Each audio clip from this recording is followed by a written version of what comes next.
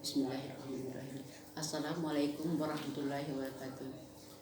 Puji syukur kita ucapkan kehadiran Allah Subhanahu wa taala yang telah melimpahkan rahmat dan karunia-Nya kepada kita semua sehingga kita belum bisa berkumpul malam ini dalam keadaan sehat. Tidak lupa kita kirimkan salawat kepada Nabi besar Muhammad sallallahu alaihi wasallam. Allahumma shalli ala sayyidina Muhammad wa ala ali sayyidina Muhammad. Teman-teman sekalian, apa kabarnya? Kenalkan, saya Nur Bahra dari Jambi, mitra dari Master Nur Hidayati. Malam ini kita akan melakukan pembinaan rutin yang akan diisi oleh Master Susi. Sebelum Master Susi masuk, saya mengecek dulu apakah suara saya kedengaran. Kalau kedengaran, jempol kanan. Apakah gambarnya jelas? Kalau jelas, jempol kiri. Ya. Baiklah teman-teman, kameranya di-on-kan ya. Lalu di rename, namanya di rename. Ya. Sebelum Master Susi masuk, saya akan mereview materi minggu kemarin oleh Pak Ahmad Ghazali mengenai leadership. Leadership, apa itu leadership? Leadership adalah seni memimpin diri sendiri. Apakah memimpin diri sendiri itu perlu? Perlu. Untuk bisa memimpin orang lain, kita harus bisa memimpin diri kita sendiri. Gimana caranya memimpin diri sendiri?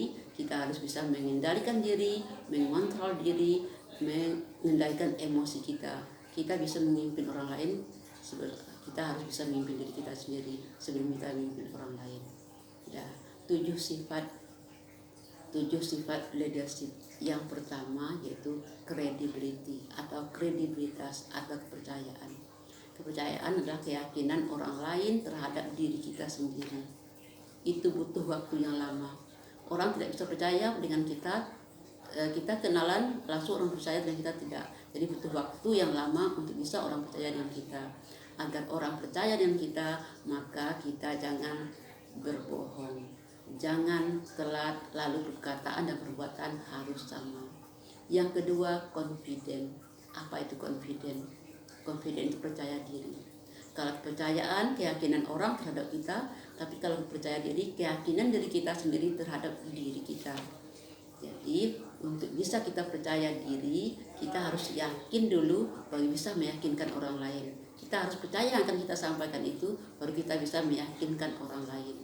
Untuk bisa percaya diri, kita harus menggali potensi diri kita. Kita harus mengenali potensi diri kita untuk meningkatkan rasa percaya diri. Percaya diri bisa dilihat dari penampilannya, dari cara bicaranya. Yang ketiga, change itu perubahan.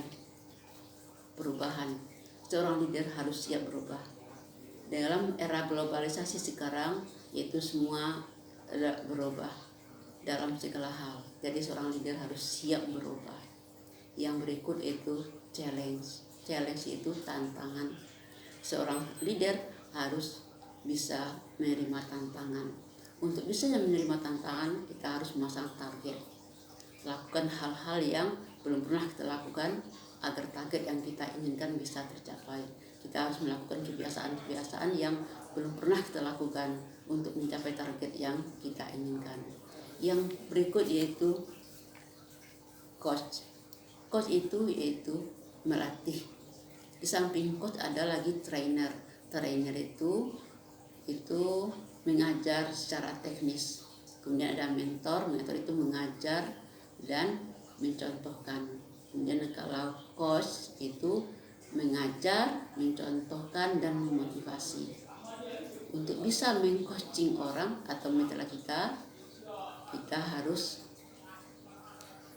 menggali dengan pertanyaan. Misalnya apa motivasinya untuk bergabung di BP. Yang berikut yaitu communication. Communication itu seni bertutur kata. Jadi untuk bertutur kata, untuk berkomunikasi, ini hal yang penting dimiliki oleh seorang leader.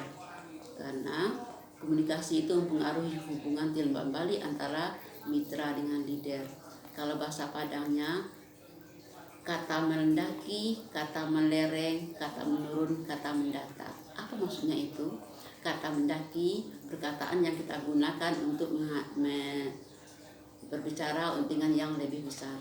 Kata mendatar kita gunakan untuk berbicara dengan orang yang sama besar.